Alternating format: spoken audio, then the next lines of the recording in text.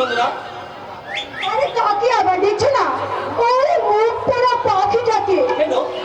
কেন আবার? আরে সেই থেকে এসে আমাকে জ্বালিয়ে পুড়িয়ে খাচ্ছে। বলে কি না বউ কথা কও। এই আমি কি বউ যে কথা বলবো? কেন আজকে না হলেও দুদিন বাদে তো তুমি বউ হবে চন্দ্রা। আমি বউ হব? এই কার গো? আমার?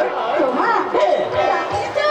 আমি খুশি বলে আনন্দ করে বলবো পাখি তুই বউ কথা বল, আমি তোকে কিচ্ছু বলবো না।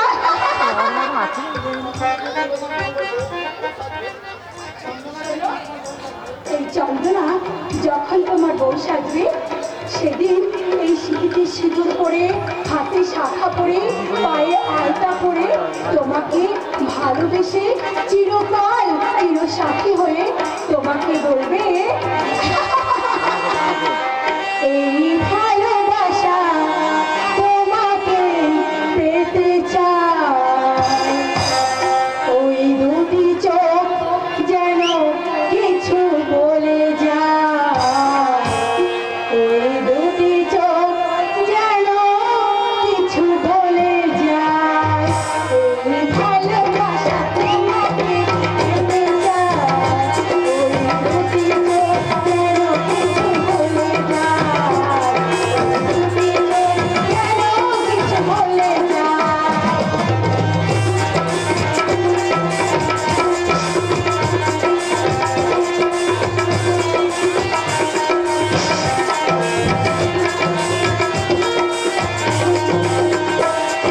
তবে তুমি নাম ধরে ডাকবে, তবে তুমি হাতে হাত রাখবে।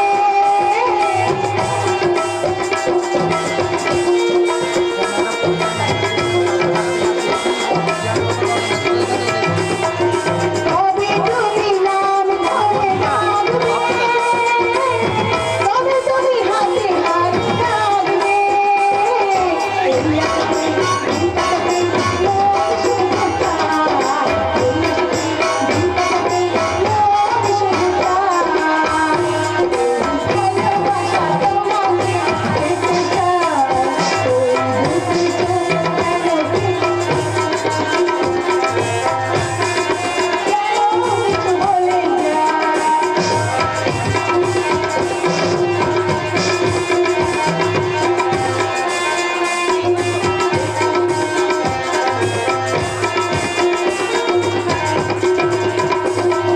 কেন তুমি আছো দূরে,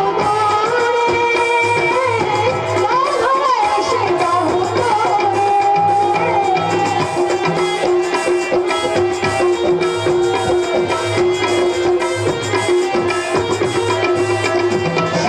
কেন তুমি আছো দূরে, বাঁধা এসে বাহু ধরে। সেই কবিতা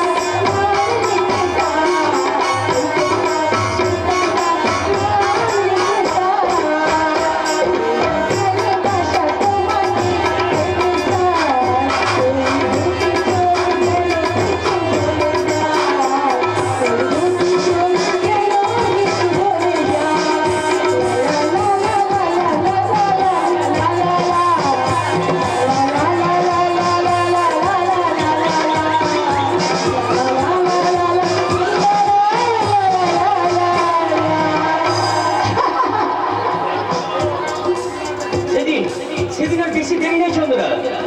যেদিন যেদিন তুমি হবে এই সাংবাদিক চন্দ্রের অগ্নি সাক্ষী স্ত্রী।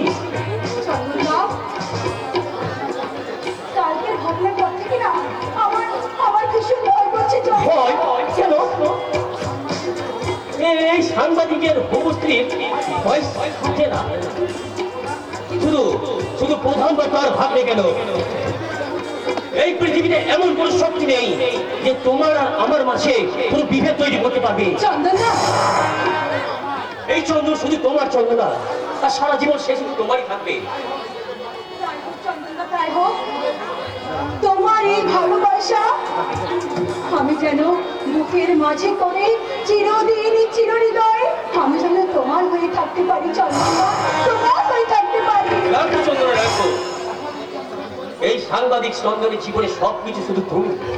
তোমাকে ঘিরে আমার অনেক স্বপ্ন আশা ভালোবাসা চন্দনা, আর কোনো কারণে সেটা আমি ব্যর্থ হতে দিতে পারি না। চন্দনদা, আর হ্যাঁ, তুমি তুমি এখন বাড়ি যাও, বুঝলে? আমাকে একটা বিশেষ প্রয়োজনে পঞ্চায়েত অফিসে যেতে হবে। কিন্তু কোনো কিন্তু নয়, কোনো কিন্তু নয় চন্দনা। মনে রেখো, ভালোবাসতে হলে আগে ভয়কে জয় করতে হবে। চন্দনদা, চন্দনদা, নিজেকে দুর্ভাগ্যে মারিয়ে ভালোবাসার জয় মানলে যে তোমাকে জয় করতেই হবে চন্দনা। চন্দনদা, কারণ দুদিন বাদেই তুমি হবে এই সাংবাদিক চন্দনের ঘরের গৃহলক্ষ্মী। চন্দনদা, মানে বউ। কথাটা কেন মনে রেখো। চন্দনদা, চন্দনদা।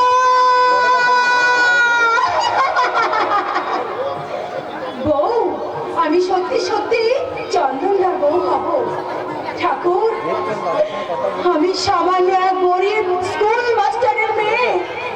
আমি ছোট থেকে অনেক বড় এক বুক আশা নিয়ে স্বপ্ন দেখেছি। এই স্বপ্ন তুমি আমার সার্থক করো ঠাকুর, তুমি আমার সার্থক করো। আরে যাচ্ছি কোথায়? খারাপ কি আপনি? অঞ্চল প্রধান সংগোপাল। ওই দূর থেকে তোমার দেখি উড়ি উড়ি উড়ি উড়ি সে ছোট্টবেলায় এতটুকু দেখেছি, এর মধ্যে এমন এই টাকুর টুকুর হয়ে গেছো, আমার নজরই পড়ে নাই। আপনার কি আর কিছু বলার আছে? আমি বলছি আমার ভাগ্নেরাই ভালোবাসা তোমার হাতখানায় ধরে ছিল, তাই বলে তারে তুমি শুনুন, আপনার ভাগ্নেকে আজ শুধু একটা চড় মেরেছি। এরপরের দিন যদি অনেক কিছু করে তাহলে ওকে আমি একেবারে উচিত শিক্ষা দিয়ে দেবো। ভালো কথা বলিস চন্দনা, খুব ভালো কথা বলিস। কিন্তু কথা কি জানো চন্দনা, আমি যদি ইচ্ছা করি তোমার দফা একেবারে রফা করে ছাইরা দিতে পারি। পারবো। তাই করছি, যা কিছু করতিস ভেবে চিন্তাই করো। আমার বিরুদ্ধে গায়ে দরবার করি ফোন দিয়ে যাবার এই কথা যদি তুমি চিন্তা করো, এর ফল কিন্তু ভালো হবে না, করে দিচ্ছি। কি? কি? আমাদের ভালো মন্দ আপনাকে দেখতে হবে না। দয়া করে এবার আপনি আসুন। আজ তো মানে আর আজ পাকা ফয়সলা না করে আমি এখান থেকে যাচ্ছি রে। ফয়সালা এখানে হবে না, ফয়সালা করবে একমাত্র ওই জনগণ। হ্যাঁ, জনগণ।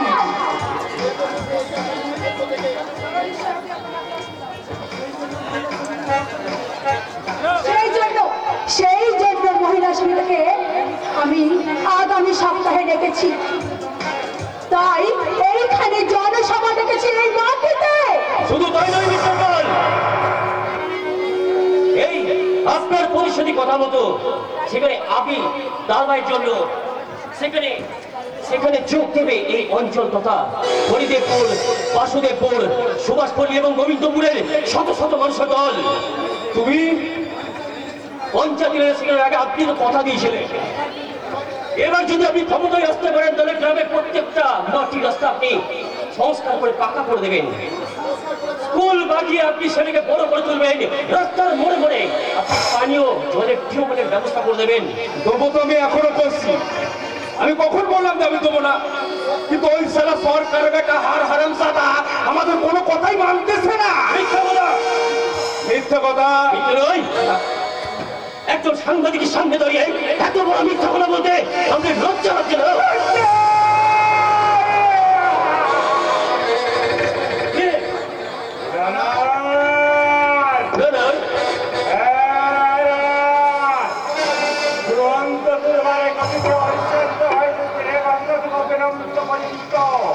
খবরের সমাধান নিয়ে ছুটে চলে গেল না। আরে রানা তো এখানে কেন? সাংবাদিককে খবর পৌঁছে দিয়েছি। খবর সাংবাদিক বিলম্ব না থেকে তুমি তোমার সমাজ পত্রিকায় লজ্জা লজ্জা যদি থাকতো, এইসব ক্ষমতা প্রাপ্ত ভদ্রলোকেরা মেয়ের বয়সী মেয়েদের দিকে ওদিক থেকে তাকাতো না। এ লজ্জা যদি থাকতো, তাহলে মাদার টেরিসাকে ভুলে বিদেশির উপস্থিত যায় না আর অন্য ছবি দেখার জন্য এরা হায়নার মতো পেশে বসে থাকতো না। লজ্জা! লজ্জা যেটা নাই বলিয়াং ম্যান, লজ্জা পাগলা পাগলা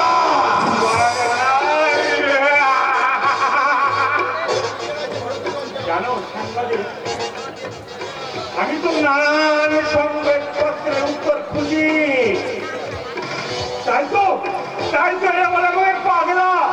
আমি তো খুঁজি ভারত মাতা।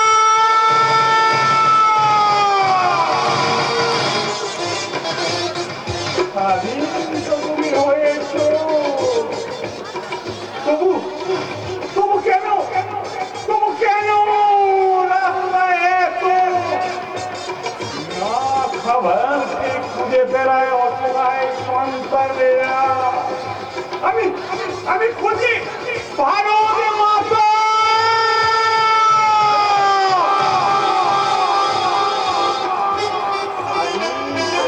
হয়েছো, তবু কেন এখনো নির্ভয়ের মতো নারীদের যতন হতে হয়? লজ্জা!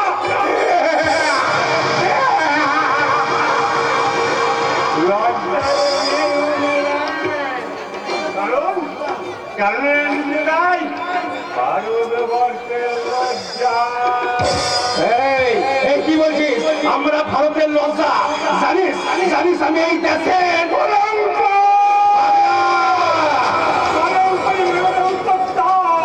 তোমাদের সাথে রব চক্রে কোন নিষেধ হচ্ছে কেন?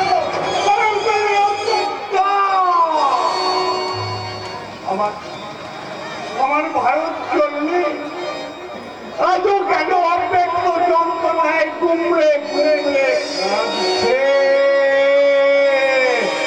তোমরা সাবধান! সাবধান!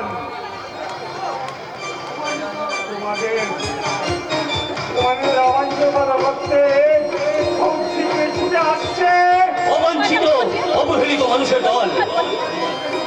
সাংবাদিক, বেশি তর পাইও না। মনে রাখো, আমি যদি ইচ্ছা করি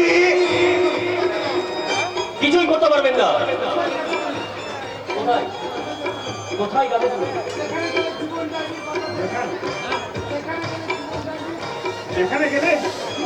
যেখানে গেলে আমার জীবন যায় ছেঁড়া পাকানো খুঁজে পাবো, আমার আপন জন্মের আমি খুঁজে নিতে পারবো।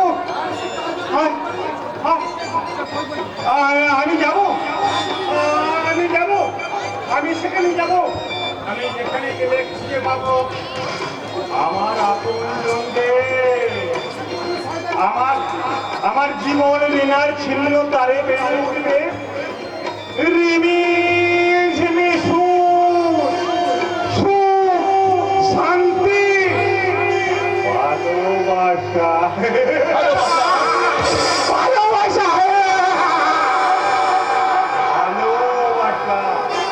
আর তা যদি না পাই, ওই শয়তানদের কুর্তি চিপে ধরে আদায় করে নেবো আমার বঞ্চনার যোগ্য হিসাব।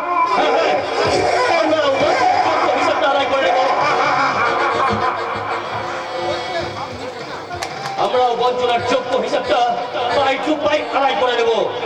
তার আগে আমি জানতে চাই আজকে হপ্তায় তোমরা মিটিং করবার বন্ধ করবা কিনা?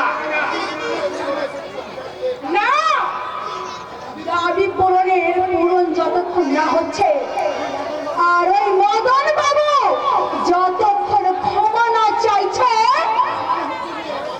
না মানে হচ্ছে কি? মানে অন্য কিছু নয় প্রধানমন্ত্রী।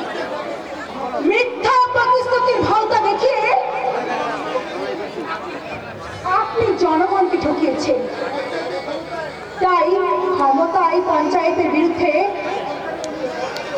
আপনি সরকারি অনুদান আত্মসাৎ করেছেন। আর করেছি যখন করছো তখন ধরে নাও করেছে।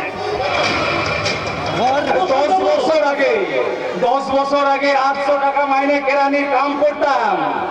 এই 10 বছরে যদি 10-20 লাখ টাকার মালিক না হইতে পারলাম তাহলে আর নেতা হলাম কিসের লাগিয়া? কেন? কিসের লাগিয়া? জনগণের পাশে দাঁড়িয়ে তাদের সুখ দুঃখে অংশীদার হওয়ার জন্য।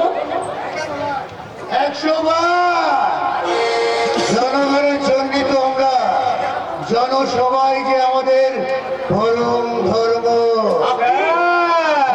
আমি তোমাদের বিধায়ক, জনগণের শ্রীচরণের সেবক, জগৎ স্বামী পরমানন্দ তরফদার।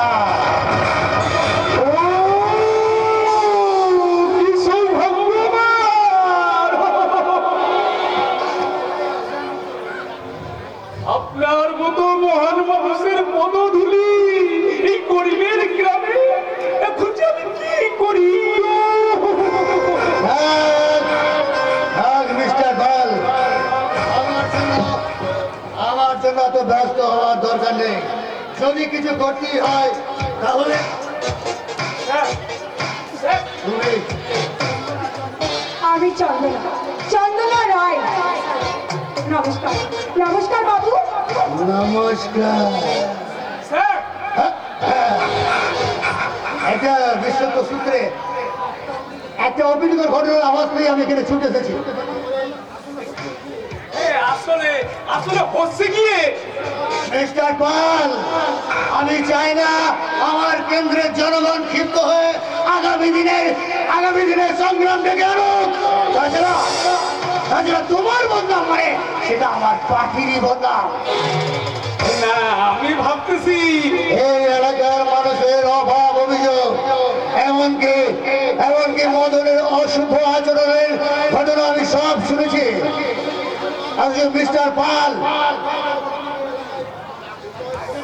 আপনি কখনো কোনোদিন এই এলাকার উন্নয়নের বিষয়ে কোনো প্রসঙ্গই আমাকে জানাননি।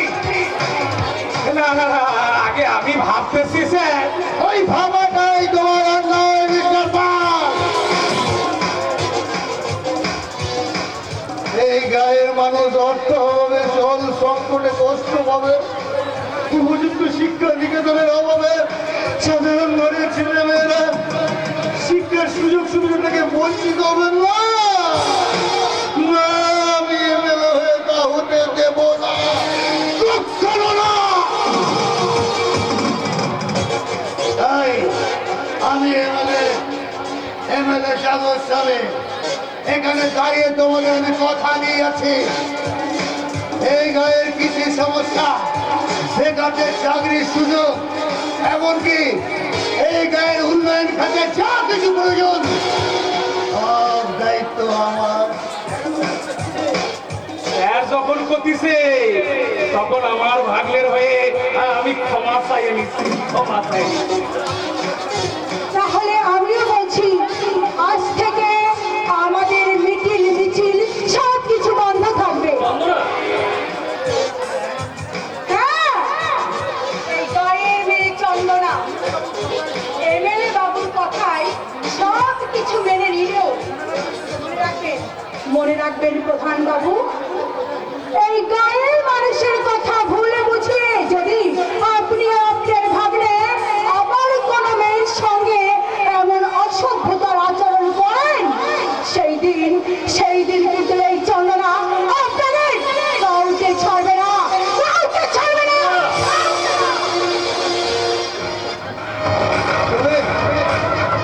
চন্দন, সাংবাদিক চন্দন দে বিশ্বাস। হ্যাঁ স্যার, নিত্য নতুন সংবাদ সংগ্রহ করে আমার একমাত্র ডিউটি স্যার।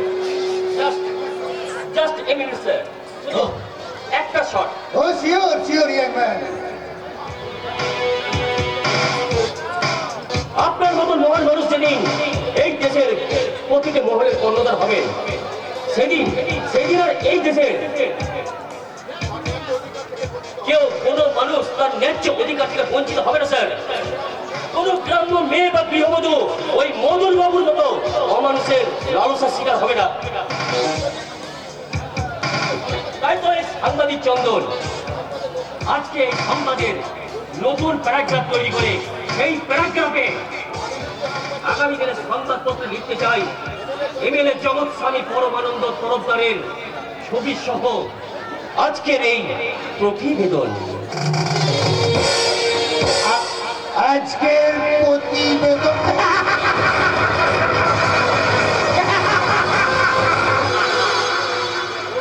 ও সারা এত করে হাফ সাইরা বসলাম। স্যার স্যার আপনি যদি সঠিক সময় না আইতেন। মিস্টার শিয়ালের মতো ধূর্ত হলো হিংসতাতে বাদুড়ি শুকুরের চোখে ভাগায় আমি জগৎস্বামী পরমানন্দ তরফদার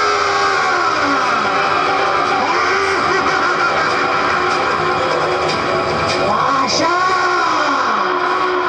পাশা পাশা খেলবো ওই চন্দন আর চন্দনাকে নিয়ে।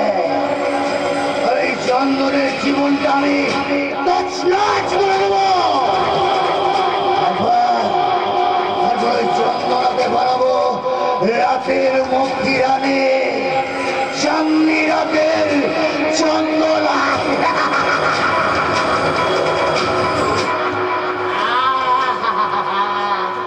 শালে কি রূপ, কি যৌবন। জিনিসটাকে ওরে বুকে ধরে রাখার মতো। মিস্টার পাল ওদের আমি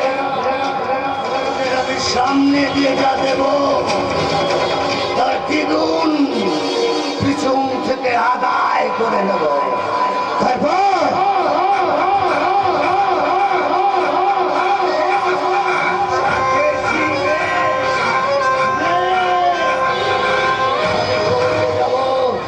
সৌভাগ্যের উচ্চ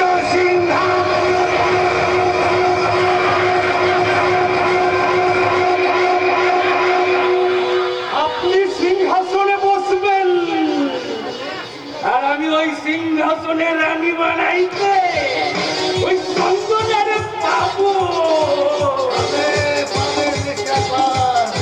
তবে আমি এটো করার